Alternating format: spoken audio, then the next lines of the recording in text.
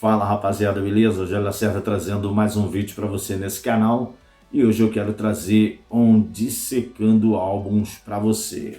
Antes eu gostaria de pedir aí a sua inscrição, você que não é inscrito no canal, para nós mantermos esse canal ativo, falando de boa música.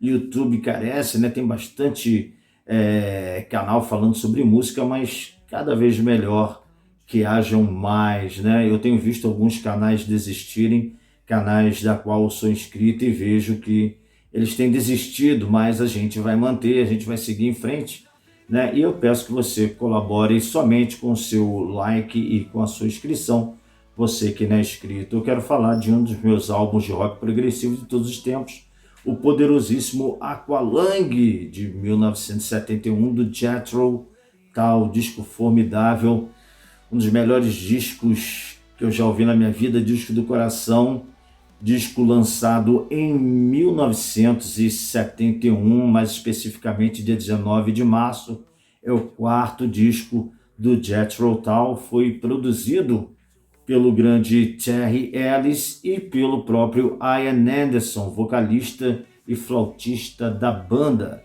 Ele foi lançado aí pela Chrysalis, né?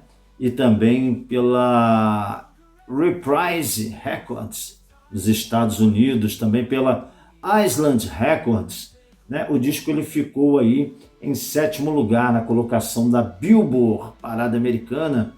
O seu single chamado Hymn 43 ficou em 91º lugar também na Billboard. O disco fez um sucesso relativo e é fantástico. Ele está entre os 200 discos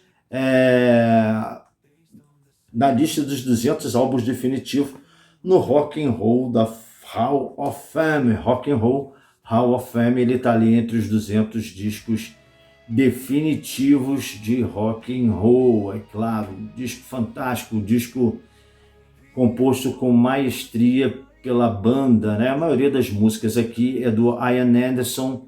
A Aqualung, que tem participação da sua esposa Jenny Anderson. Por falar nisso, eu gostaria de dizer que o disco ele foi inspirado exatamente através da esposa dele, na época, a Jenny Anderson, ela que estava ali nas imediações do Tamisa, ali em Londres, na Inglaterra, quando ela começou, como fotógrafa que era, começou a tirar fotos de moradores de rua, né? Ali situações, cidadãos em situação de rua, naquela época, e ela levou para o hotel onde ela estava com o Ian Anderson e começou a mostrar aquelas fotos daquelas pessoas. E o Ian Anderson começou a ficar inspirado e a escrever algumas letras.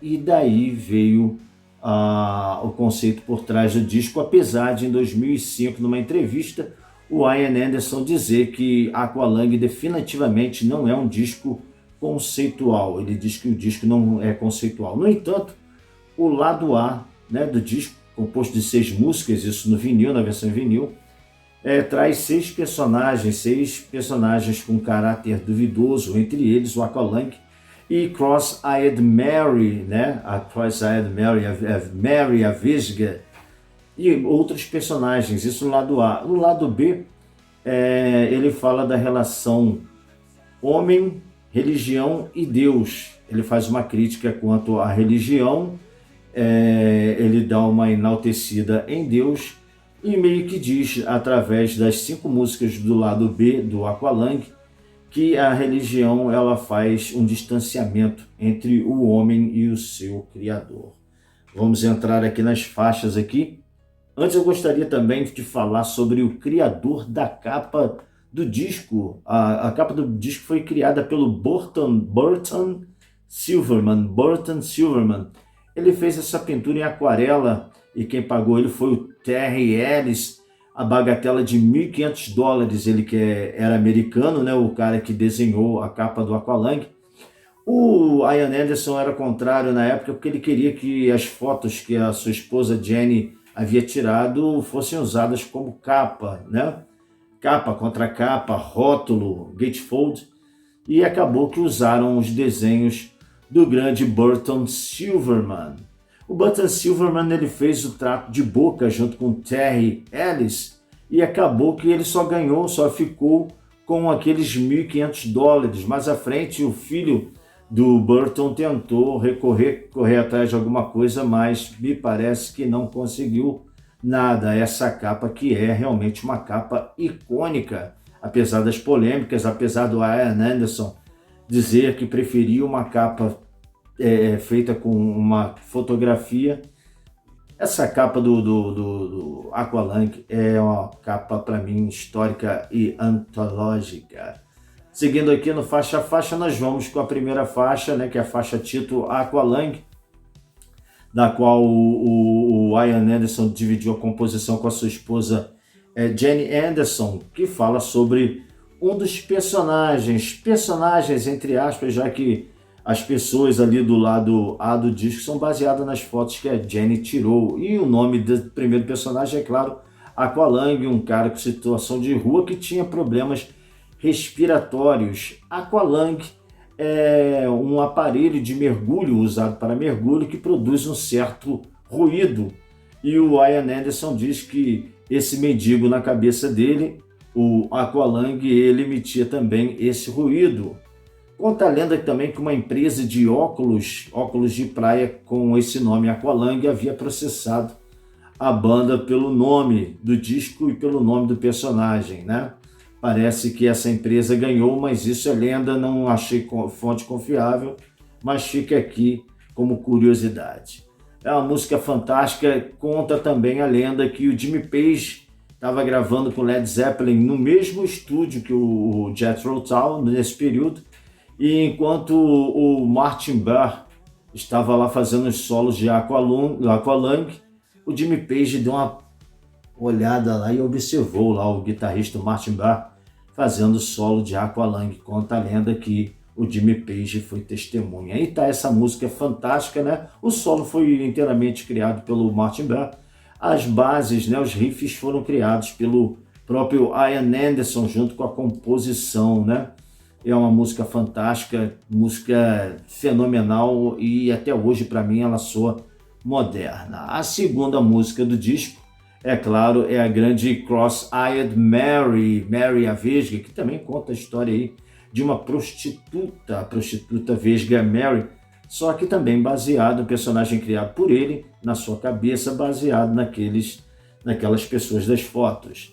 Em seguida vem a música aí, a grande Ship Day Return.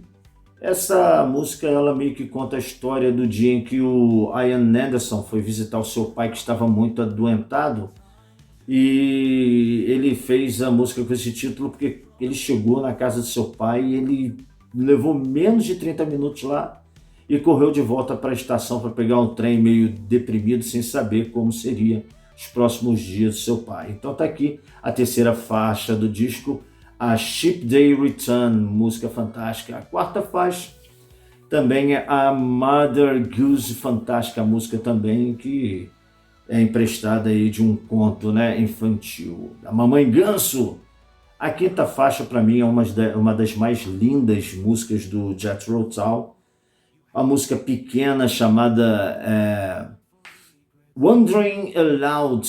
Cara, eu acho essa música muito fantástica, cara. É a música que uma das poucas músicas com uma temática romântica criadas pelo Jethro Tull. Ele meio que fala de uma manhã de sol em que ele vê a sua amada ali fazendo os primeiros preparativos do dia, o chá da manhã, aquela coisa toda.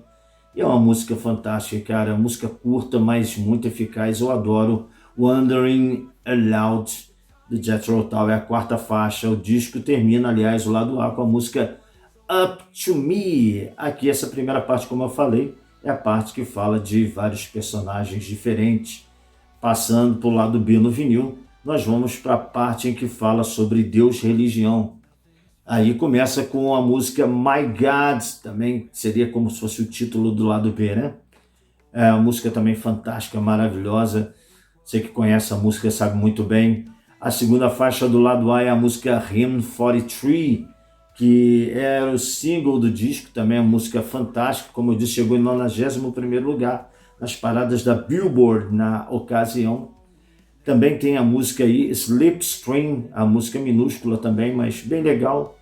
Vem a música, a quarta faixa do lado B, chamada Locomotive Breath, cara, música fantástica também, com riffs fantásticos, flautas espetaculares ali, do Ian Anderson. Essa música fala sobre a Revolução Industrial na época e também fala, como um todo, lado B, sobre religião. E o disco termina aí com a música Wind Up, também uma música fantástica com esse mesmo tema.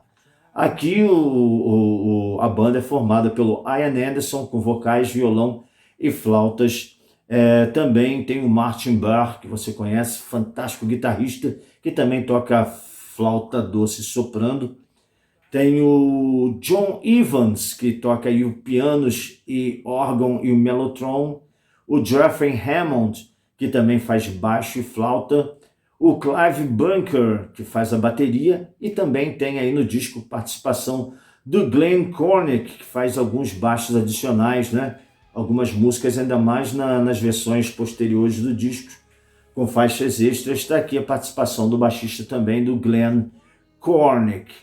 Como eu disse, a capa foi criada pelo Burton Silverman e o disco fez um sucesso fantástico por muitos fãs do rock progressivo, né? Considerado o melhor disco do Jethro Tull, mas para mim ele é disco maravilhoso e está aqui no nosso canal. Você que gostou do vídeo, eu peço que você dê o seu like, que você faça a sua inscrição, por favor, para nos ajudar a continuar. E até o próximo